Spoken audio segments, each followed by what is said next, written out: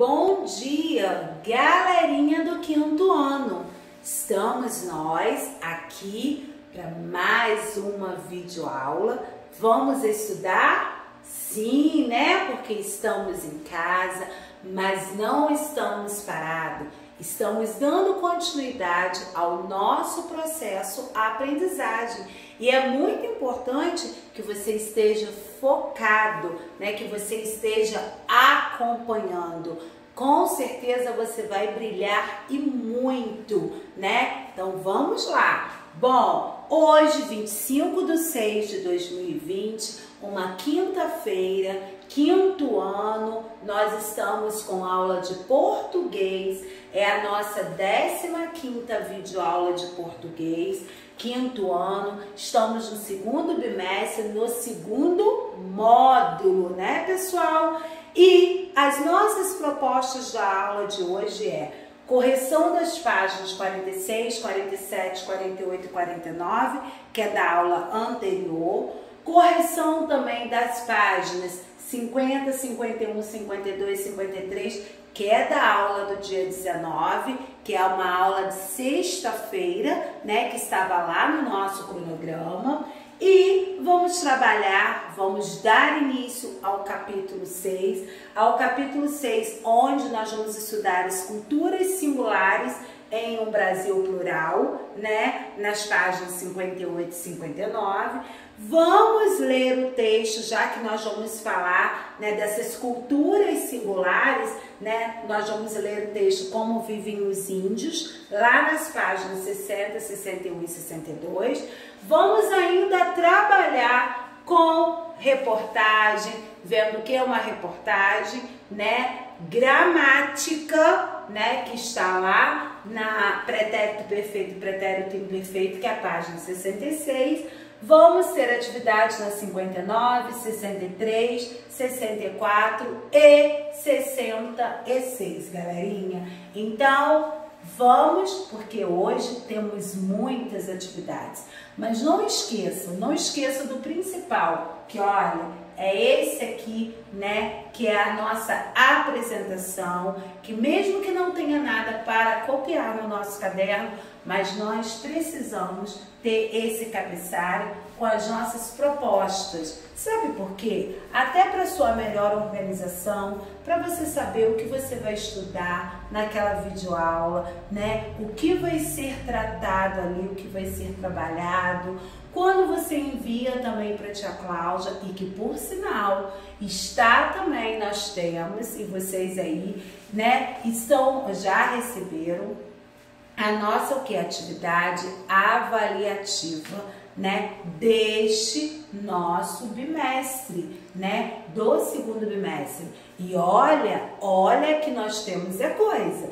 Nós temos o simulado, né? Nós temos também o relato de viagem que vocês me enviaram por e-mail, né? Nós temos agora o poema da página 48, que eu não recebi só 2 vídeos, né, dessa apresentação do poema, que tá lá na página 48, que vocês tinham que pesquisar e que tinham que demonstrar, né, mas agora essa atividade, né, que está saindo aí, bem legal pra gente, né, então, olha quanta coisa legal, envio de materiais de vocês, os nossos encontros, né, pelo aplicativo. Então, são atividades, são coisas que a tia Cláudia está o quê? Todos nós, professores, e a tia Cláudia, nós estamos avaliando, assim, nesse momento que estamos em pandemia.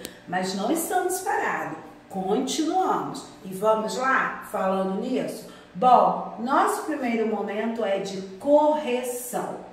Correção lá na página 46, onde nós lemos aquele texto, o menino que carregava água na peneira, e agora vamos fazer a interpretação.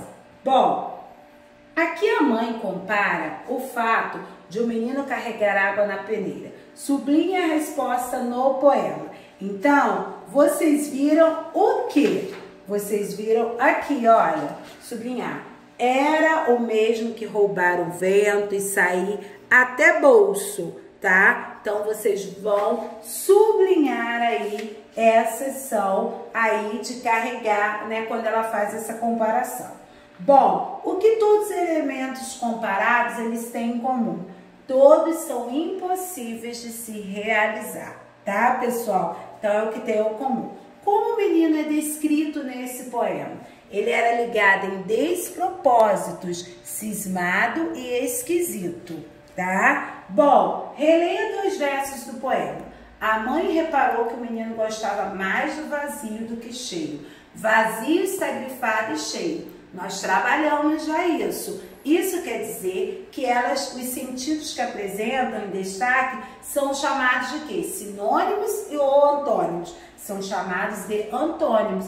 Por quê? Porque tem o quê? Sentidos diferentes, não é mesmo? Então, por isso que elas são chamadas de antônimos. Bom, na página 47, como o menino explica sua preferência pelo vazio?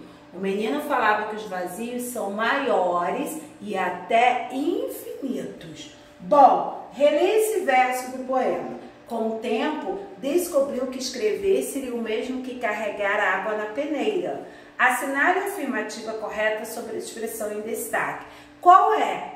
Que indica coisas impossíveis de ocorrer na realidade, tá? Então, é esse quadradinho aí. Bom, nós estudamos na aula passada a linguagem literal, a linguagem figurada, né? E aí, vocês vão identificar no poema os versos que indicam as 3 peraltagens que o menino fazia ao escrever e contornar. Então, vocês vão lá no poema, vão contornar no poema. Esse aqui, olha, foi capaz de interromper o voo de um pássaro botando, ponto final da frase, foi capaz de modificar a tarde botando uma chuva nela, até fez uma pedra da flor. Então, essas aí, né, vocês já identificaram as 3 peraltagens. Bom, releia o verso a seguir. A mãe reparou que o menino gostava mais de vazio do que cheio. A palavra destacada, reparou, expressa os diferentes sentidos dependendo do contexto. Pinte o quadrinho que indica o sentido expresso no verso.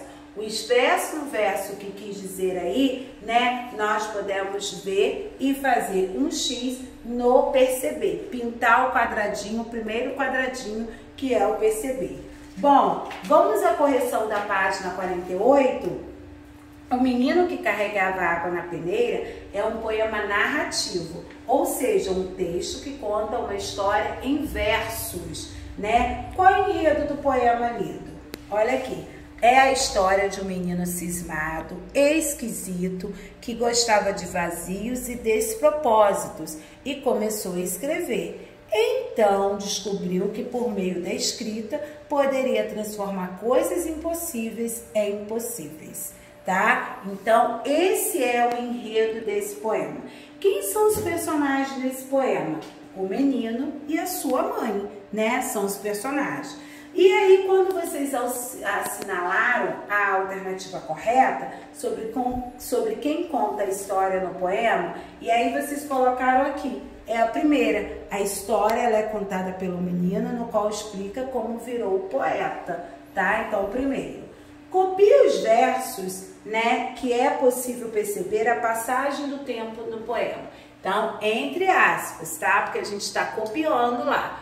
Com o tempo, aquele menino que era cismado e esquisito, porque gostava de carregar água na peneira. Com o tempo, descobriu que escrever seria o mesmo que carregar água na peneira, tá? Então, entre aspas, vocês vão fazer aí. É impossível identificar o espaço desse poema? Comente. Não, porque o espaço não é definido no poema. Bom, na página 48 tem uma pesquisa. E essa pesquisa eu quero receber os vídeos de vocês falando sobre essa pesquisa, demonstrando. Bom, vocês vão pesquisar um poema narrativo, copiar no caderno, tá? Identificar o enredo, os personagens, o tempo e o espaço. não precisam no vídeo identificar. Vocês identificam no caderno qual é o enredo, quais são o personagem, o tempo e o espaço e manda para mim por figura, tá? Demonstra ali no vídeo também, mas eu quero que vocês leiam o poema narrativo que vocês pesquisaram, que vocês copiaram no caderno. Eu quero receber, tá? Vídeos desse, que é mais uma atividade avaliativa, tá, galerinha? Então, se liguem. Vamos lá. Na nossa página 49, nós vimos nesse capítulo, nós lemos e verificamos poemas, não é mesmo? Então, né, aqui abaixo, a ilustração do texto, né, de uma criança que fala: moravam muito longe da praia e Júnior queria conhecer o mar. O pai disse-lhe que não poderiam ir. O menino pediu que pintasse uma parede no quarto de azul. Foi feito. Então, todas as tardes, Júnior sentava-se diante dela para imaginar. Bom, que sentimentos aí o mini-conto despertou em você? Eu quero saber. Você vai colocar quais sentimentos? Eu coloquei pessoal porque você precisa colocar. Ao ler, qual o sentimento que despertou em você, tá? Bom, 2. Qual era o desejo da criança? Conhecer o mar, né? Quando nós lemos aí, a gente logo vê. Por que esse desejo não se realizava? Por causa da distância, né? 4. O que a criança fez para realizar seu desejo? Pediu que pintasse a parede do quarto de azul e passou a usar a imaginação. Compare os poemas lidos neste capítulo com o mini-conto. Os poemas são escritos em versos e o mini-conto ele foi escrito em prosa. Ambos são textos poéticos. Então, galerinha, aqui nós finalizamos esse nosso primeiro momento, onde vocês viram, né, o nosso cabeçalho, quais são as nossas propostas da aula de hoje, né? Onde primeiramente nós fizemos a correção da nossa videoaula. Então, essas correções que nós terminamos agora foi da nossa 14ª videoaula, galerinha, tá? Onde nós vimos mais um poema, onde nós fizemos a interpretação escrita desse poema, né? Onde com certeza, e estou esperando, aguardando, já recebi de alguns, né, o poema narrativo, que fizeram a pesquisa e que leram para mim esse poema narrativo, que está no caderno, né? E lá na página 49, nós vimos o quê? Um mini conto aí, né, desse menino aí, né, onde nós pudemos fazer o quê? O paralelo, ver a diferença, né, com esse atual que nós acabamos de ler. Ok, galera? Bom, galerinha, então agora nós vamos para o nosso continuar no nosso momento de correção.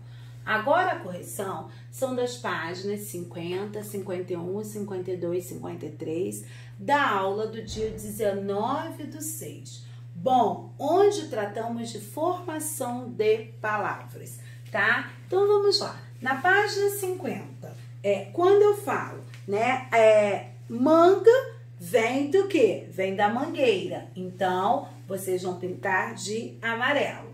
A goiaba, aí, vem o quê? Goiabada. Então, vocês vão pintar de laranja.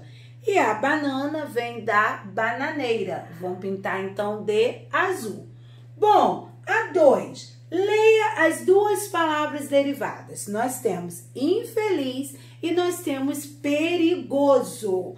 Então, para formar a palavra infeliz, que elemento nós acrescentamos à palavra primitiva feliz? Porque feliz é primitivo. Então, o que você acrescentou aí? O elemento in, né? Então, o elemento in. Na B, esse elemento acrescentado à palavra infeliz expressa a ideia de quê? De repetição ou de negação.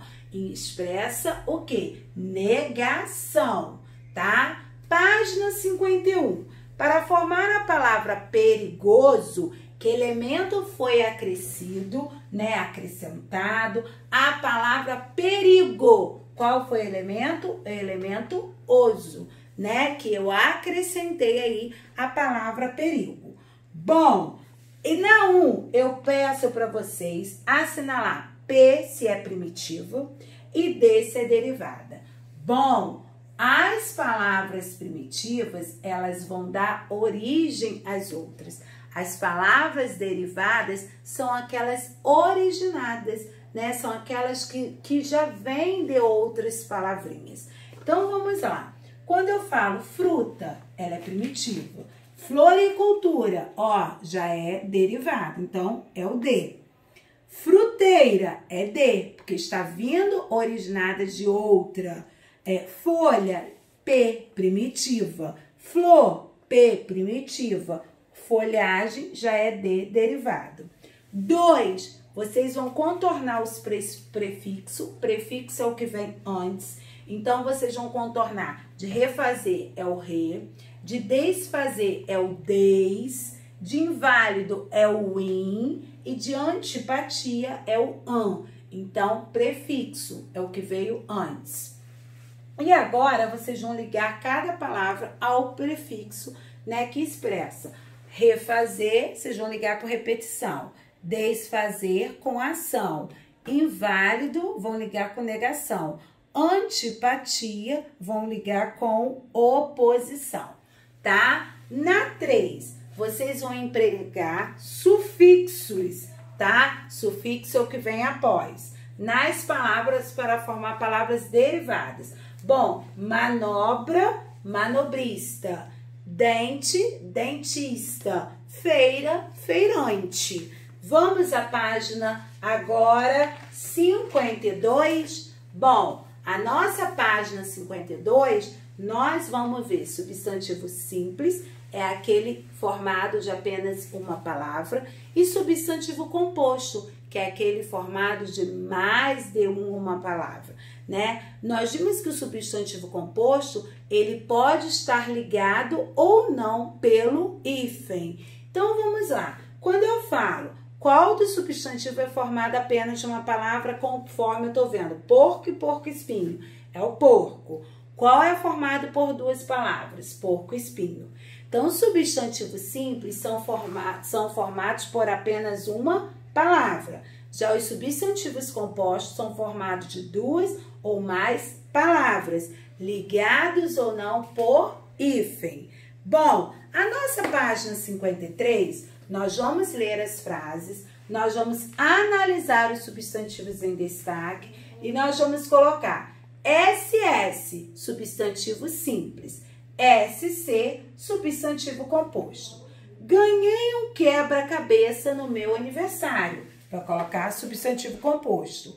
Encontrei o jogo que você me deu, substantivo simples. Aquele bate-papo com jogadores foi muito legal, substantivo composto. Jamil esqueceu seu estojo na escola, substantivo simples. Você viu o arco-íris no céu, substantivo composto. E preciso arrumar meu guarda-roupa hoje, substantivo composto. 2, você vai escrever o substantivo composto que nomeia aí. Bom, primeiro vocês vão ver o girassol, depois é um guarda-chuva, depois é um beija-flor e depois é uma couve-flor. Bom, verificaram que os substantivos compostos, eles são formados por mais de uma palavra e eles podem ser ligados ou não pelo hífen. Girassol é composto, mas não tem hífen. Guarda-chuva é composto e tem o hífen. Tudo bem, galerinha? Então, nós agora finalizamos o nosso momento de correção e vamos para o nosso segundo momento. Bom, o nosso segundo momento, nós vamos estar aqui no capítulo 6 com culturas singulares em um Brasil plural, tá? E aí, né, vocês vão fazer todas as atividades, vão olhar aqui, né, nessas figuras e vai fazer a leitura, né, de imagem. E aí, nós vamos iniciar lendo um texto cujo título desse texto é Como vivem os índios hoje? Vamos verificar? Descubra como é o dia a dia dos grupos indígenas no século XXI. Em 19 de abril, celebra-se o Dia do Índio. Ótima oportunidade para que você se pergunte: como vivem hoje os primeiros habitantes do Brasil? Muito tempo se passou desde os portugueses chegaram aqui e conheceram esses povos cheios de tradições. Mais de 500 anos depois, qual é o resultado desse encontro de culturas? Pegue seu cocá e embarque nesta viagem ao mundo indígena moderno. Bom, por toda parte, você que está acostumado a pensar que os índios vivem na floresta, já os imaginou morando no meio do sertão? Ou na beira da praia? Pois saiba que isso é comum, especialmente na região Nordeste. Apesar disso, a maioria dos 900 mil indígenas encontrados hoje no Brasil habita regiões de florestas em terra destinadas pelo governo a eles. Muitas dessas terras ficam no estado do Amazonas, mas também existem grupos indígenas nos outros estados da região norte e na região centro-oeste, além da nordeste e da sudeste. Nessas terras, os índios vivem em aldeias, em que geralmente eles mesmos produzem seu próprio alimento. As famílias se ajudam e as crianças são criadas livremente. Até aí, nada diferente dos indígenas que viviam por aqui há 500 anos. Mas saiba que nesse tempo, muita coisa mudou. Os índios não poderiam ter vivido em contato com o homem branco por 5 séculos e continuaram exatamente da mesma forma. Explica o antropólogo João Pacheco de Oliveira, do Museu Nacional da Universidade Federal do Rio de Janeiro. Quer um exemplo? É muito difícil encontrar hoje índios sem roupa em uma aldeia. Conta. Mistureba. Os índios atuais absorveram diversas práticas que não pertencem à sua cultura. Muitas crianças indígenas frequentam escolas mantidas nas aldeias pela Fundação Nacional do Índio e aprendem o português. Mas isso não quer dizer que os indígenas tenham abandonado suas tradições, como os rituais religiosos e as danças. A troca cultural não destrói necessariamente uma cultura, explica João Pacheco. É natural que a primeira reação do ser humano ao ver as tradições de outro povo seja a curiosidade e não a hostilidade. Os indígenas têm a possibilidade de praticar as duas culturas, sem se tornarem menos índios por causa disso.